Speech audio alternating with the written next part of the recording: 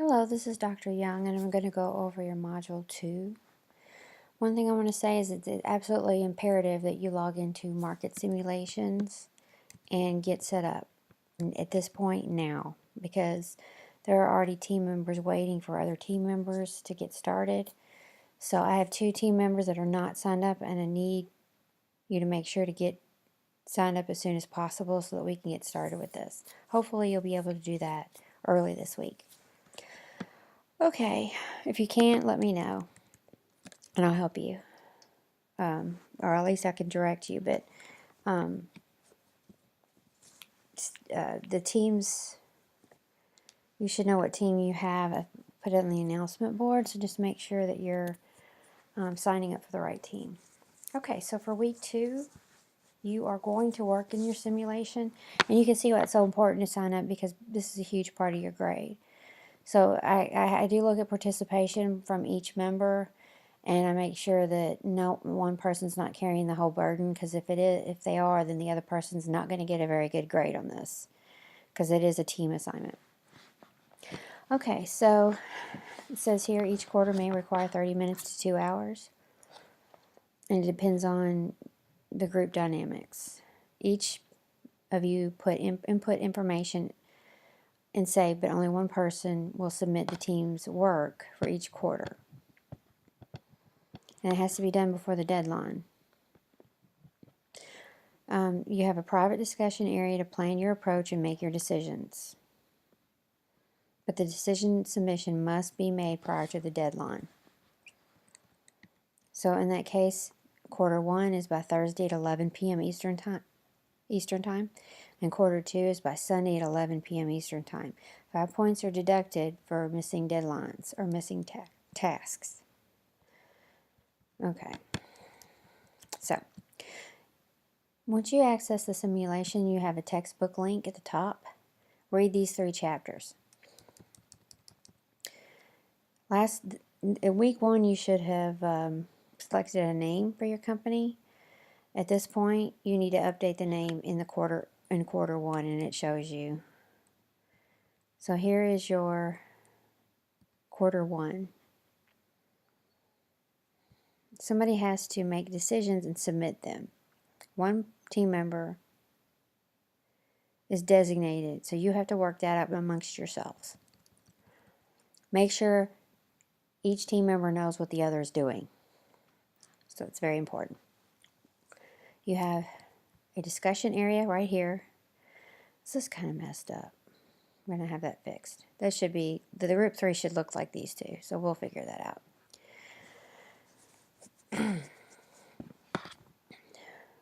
Use your company's discussion area to consider the decisions needed for the first quarter. Each person must have input and work in the simulation.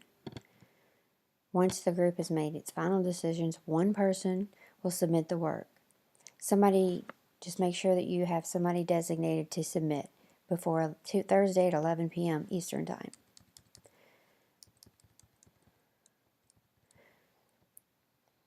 Okay. All these show up on my screen. Only one will show up on yours, so just ignore all these. Just know that you have a discussion board for quarter 1 to decide what decisions to make, and you have a discussion board for quarter 2, which is right here. And this is a board you can use to talk amongst yourselves about what decisions you want to make.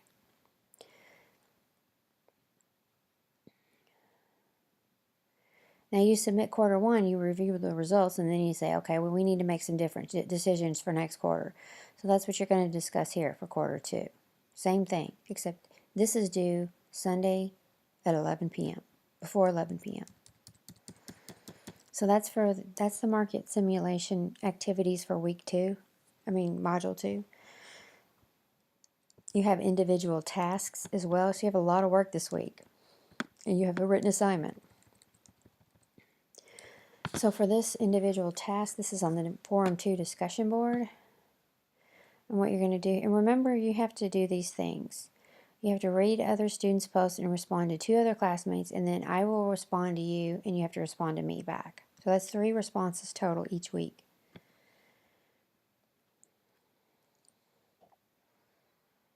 Okay, so for this discussion, you're just going to think about marketing a product to a business. And what you're going to consider is what roles within the company carry the influence before the purchase and after the purchase. And what are the needs of these individuals? What do they need from you?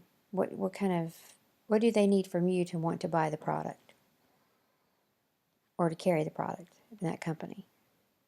What problems might occur to prevent the sale? So that's what you want to talk about.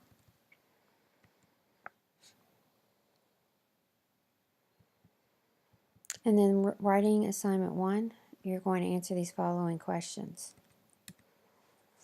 You might need to go outside of your text for this, but that's okay. Just do some outside research. Right, what you're going to talk about in these, and we're going to read them all specifically, but what we're covering here is the break-even point. How does a retail price that's fixed affect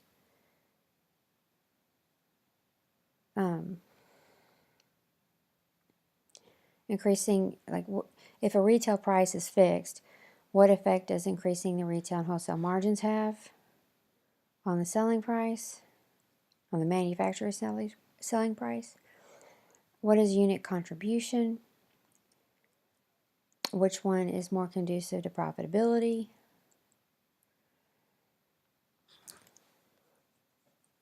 And then going back to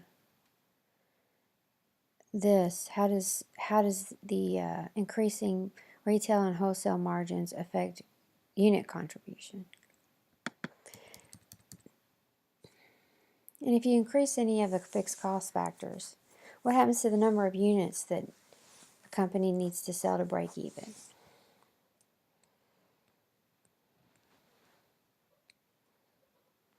And then these 3 factors, talk about these. How do they increase the profit impact? And how do they conflict with each other, which is the last question. How do they cause, these all can cause conflict with each other, so you have to kind of think about certain trade-offs.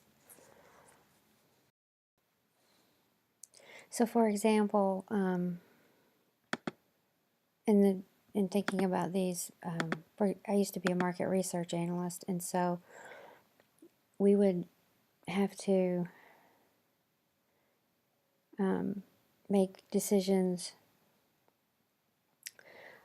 kind of regarding this. While increasing price improves profit per unit, too large a price increase may decrease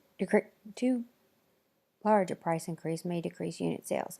So in that case, we would test refrigerators.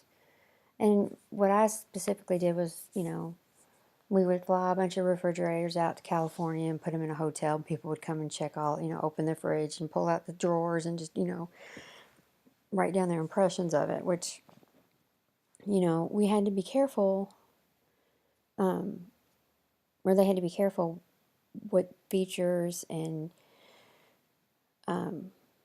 things that they use for the refrigerators, because it depended on where they're marketing it. So, for example, refrigerators come in different, we marketed different segments.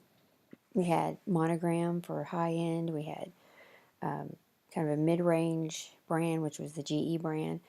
And then within the GE brand, there was Profile, and then there was regular GE, and then there was Hot Point, which is the low economy brand. So, obviously you can't use the same quality materials in each one, or you can't have the same features in each one, because their price points. So, when they would make like the models that we tested, when they made those models, they can only go so far. They had a range where they didn't want to have too few benefits or features, and they couldn't have too many, because they were marketing towards a certain segment. And if they put too much on the refrigerator, then they would price themselves out of that market, and their sales would decrease. So that's one example of that. So there's a trade-off. So you have to be careful. You have to know who your market is very well, and you have to keep your products within that market attracted to that market.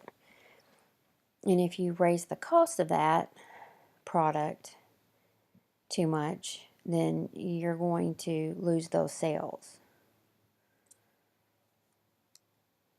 And if there's already a product that's marketed towards a higher income group, or a group that wants, is willing to spend more money on it, there's already a product that exists, then your product will lose its appeal because it's already marketed towards a certain group. And if you price it too high, then that group's no longer going to want it. There's no demand for it. And then, so you have to really balance these things. And just reading this, you can increase brand market share, and that will increase profit. But if you're increasing your advertising budget, well, that's going to eat into the profit as well. So you have to balance these, effectively. And you can think about it in terms of advertising, and how it's really, social media has been a game changer, for example, in advertising and getting word of mouth out. So you think about how that has decreased some advertising budgets, as well. But anyway, so think of all these things. And this is part, this is an exercise in helping you with your simulation as well, because you're going to have to make some of these decisions in the simulation. So you have to balance it out. And, like I said, there's many quarters go over time, because you're going to see how the effects of the changes that you make. So when you see the issue with, if you look at your first quarter and you see what went well and what didn't, then you can make the changes for the next quarter, and so on. So this is a really good exercise throughout the term to get you to see how different decisions make different impacts. Okay, that's really all there is. If you have any questions, let me know. Email me or text me, and have a great week.